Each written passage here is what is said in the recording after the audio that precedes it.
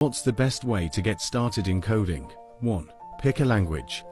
Some languages give you more control at a lower level, but are harder to learn and understand, such as C++ and Java.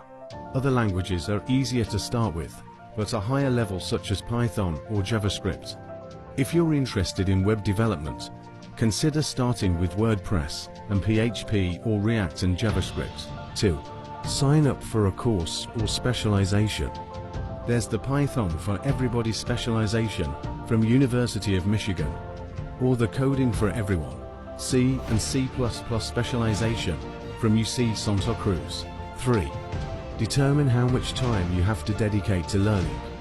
Try to set aside some time each day to learn and practice. 4. Start a specific project based on your interests. Having a specific interest or a project to do helps.